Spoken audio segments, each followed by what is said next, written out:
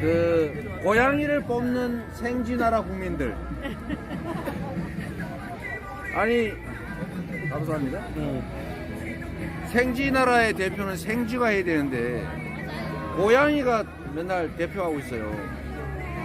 까만 고양이당, 하얀 고양이당, 얼룩 고양이당.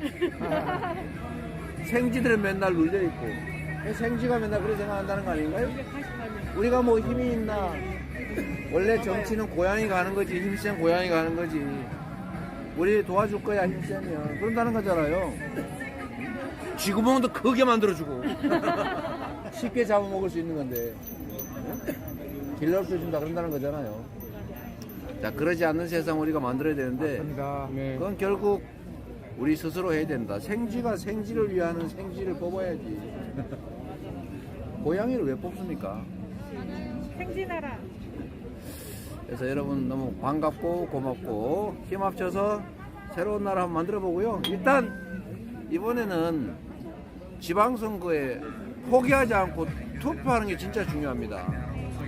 포기하고 투표 안 하면 그 틈새를 그들이 다 차지해요. 우리 건데 내가 무관심하고 참여하지 않으면 그 틈새가 부패한 기득권자들의 놀이터가 되는 겁니다. 이번에는 그 틈새를 주지 맙시다. 네. 이번에는 그래도 최소한 이번은 이깁시다. 네. 투표하면 이깁니다. 네. 주변 사람들 포기하지 않게 네. 꼭 손잡고 같이 가요. 네. 그리고 우리끼리 좀 약간 차이가 있더라도 인정해주고 서로 손잡고 같이 가야죠. 네. 우리끼리 싸우지 말자. 네. 작은 차이보다 더 큰 차이가 있는데 왜 작은 차이에 집중해가지고 적이 됩니까? 그죠? 네. 진보는 분열로 망한다 이런 소리 최소한 우리 세대에서 하지 맙시다. 네, 여러분 안녕하세요. 뉴스입니다. 방금 보신 영상에서 이재명 후보는 이렇게 말했습니다. 생쥐나라의 대표는 생쥐가 돼야 되는데 고양이가 대표를 하고 있다. 검정 고양이, 흰 고양이, 얼룩 고양이, 생쥐들은 맨날 눌려있다. 원래 무슨 힘이 있냐? 원래 정치는 고양이가 하는 거야. 고양이가 우리를 도와줄 거야. 정말 뼈아픈 말이 아닐 수가 없습니다. 쥐구멍도 크게 만들어준다고 하고 쉽게 잡아먹을 수 있는 것인데 이 짧은 이재명 후보의 말에서 정말 많은 것을 느낍니다. 그렇습니다. 우리나라 절반 이상의 국민들은 생쥐보다 고양이를 선택을 했습니다. 고양이가 쥐구멍을 크게 만들어준다고 하니까 그 말에 현혹이 되어서 좋다고 고양이를 대표로 만들어버렸습니다. 그러나 그들이 고양이를 찍어준 대가는 가히 혹독할 것입니다. 언제든 그 구멍 사이로 다리를 집어넣어 잡아먹을 테니까요. 윤석열이 용산으로 집무실로 옮긴 지 이제 일주일 됐습니다. 출퇴근하면서 수많은 시민들에게 민폐를 끼치는 것은 기본이 되어버렸습니다. 거기에 용산 국방부 인근에서 가게를 운영하는 시민들 역시도 집회와 시위에 또 교통 혼잡까지 더해져서 찾아오는 손님마다 불만을 토로한다는 그러한 인터뷰를 했습니다. 화방을 한다는 한 시민은 토요일도 집회 때문에 교통이 마비가 돼서 20분 거리를 2시간 걸려서 왔다라고 손님들이 짜증을 냈다. 우리는 큰 액자만 취급을 해서 가게 앞에 잠깐 주차해서 손님들이 물건을 가져가는데 도로가 통제가 되니까 주차할 데가 없어서 이제 아예 안 온다는 전화도 많다라고 한숨을 쉬었습니다.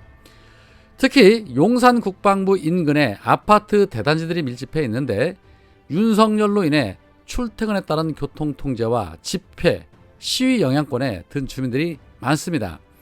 그렇지 않아도 평소에도 교통량이 많은 곳인데 윤석열로 인해서 교통이 더 극심해진 것입니다.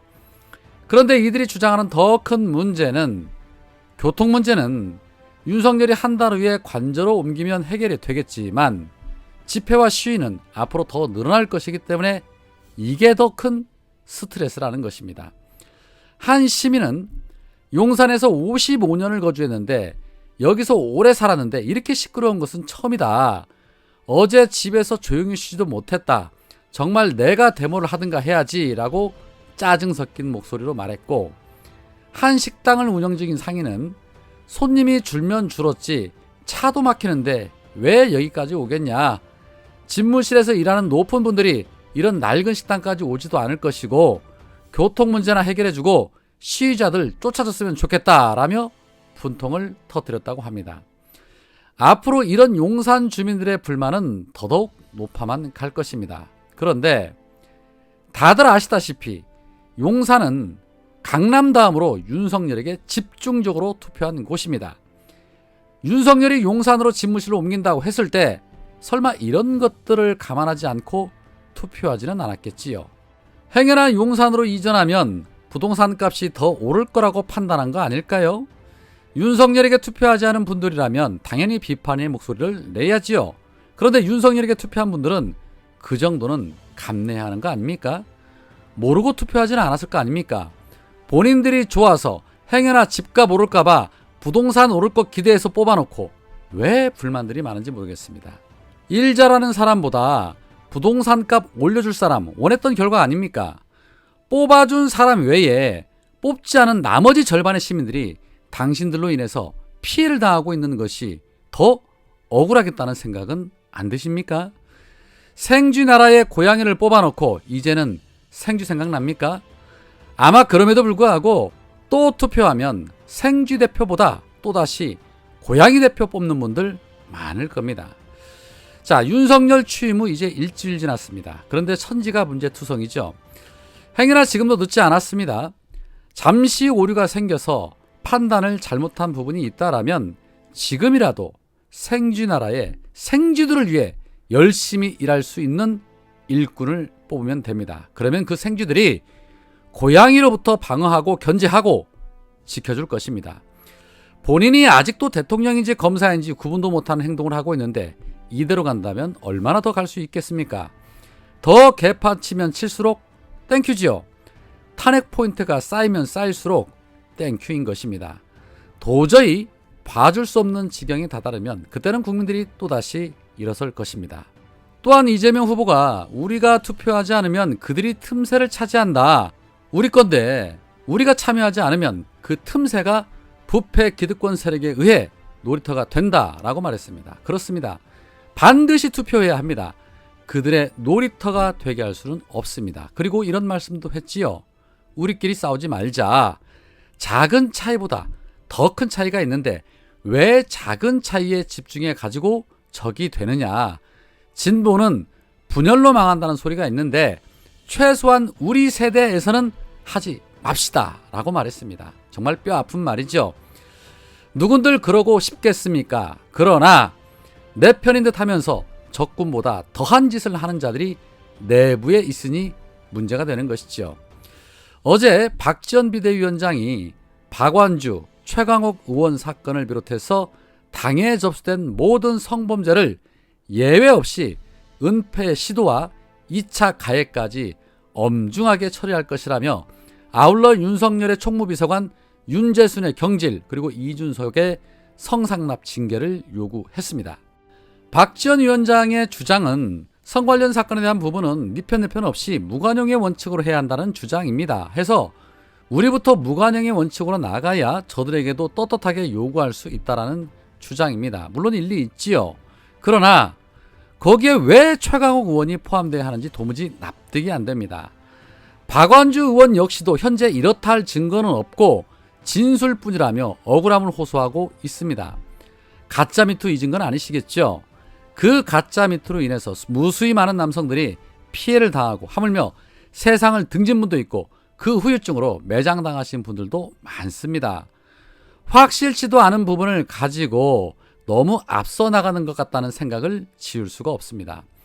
너무 지나치게 앞서 나가는 것, 안 하는 것만도 못하다는 말이 있습니다. 긁어부스럼 만들지 말고 좀 자중하시기를 권합니다.